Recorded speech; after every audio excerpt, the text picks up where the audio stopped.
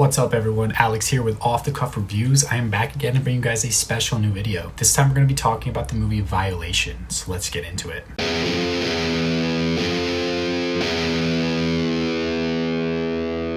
So Violation is a 2020 horror film written and directed by Dusty Mancinelli and Madeleine Sims-Fewer. Madeleine Sims-Fewer also stars in this film. This is a drama horror film that has a lot of exploitative elements that can make a lot of people turn away from this movie. A lot of people definitely won't like it. A lot of people should definitely skip this one, especially if you're not into exploitative horror films where there's a lot of violence and there's a lot of grotesque violence and a lot of things that might make you uncomfortable to not only watch but try to immerse yourself into, because there's a lot of tough topics that they touch on. The synopsis of this film, I'm going to read it directly from IMDb, so there's not really any spoilers on my end. A troubled woman on the verge of divorce returns home to her younger sister after years apart, but when her sister and brother-in-law betray her trust, she embarks on a vicious crusade of revenge. As you can kind of tell from the synopsis, this is going to be a revenge film. It's like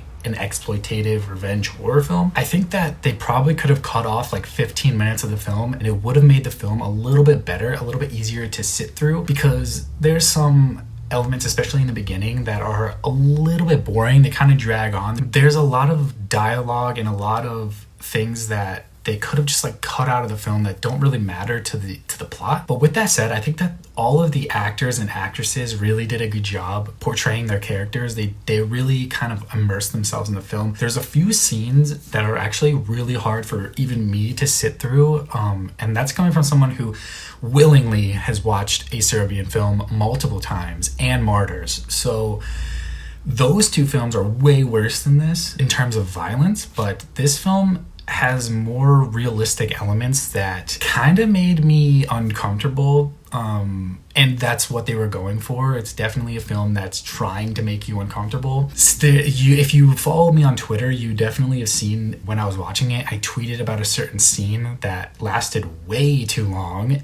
There was no reason to have it in there except to make you uncomfortable, and it made me uncomfortable in the sense of the fact that they were trying to make me uncomfortable, and I was just kind of annoyed at that. I feel like that hinders the rest of the content of this film, because the rest of the content was done really well, but that aspect of the film was not done very well. And I think that they did that on purpose, but I feel like it just hinders the rest of the really good elements. The really good elements that really do make you uncomfortable are spoiled by the forced elements to make you uncomfortable. Like the things that are realistic and natural definitely add another aspect to this film. If you look up the ratings of this film, there's a lot of critics that don't like it and a lot of average viewers that saw this that do not like it because of the forced uncomfortableness, and that just kind of takes you out of the immersion of the film.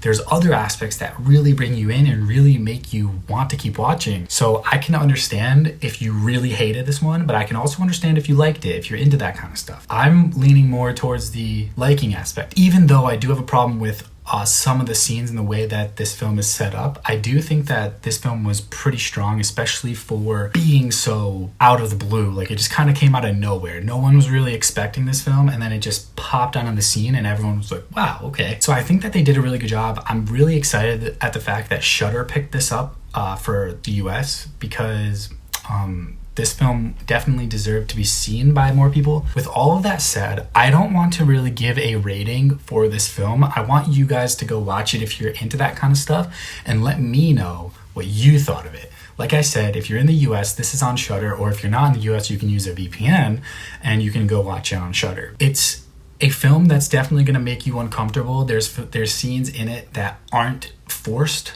as much as other ones that will definitely make you uncomfortable. So if you're looking for a film that's gonna make you uneasy, uncomfortable, definitely immerse you, this is definitely a film for you.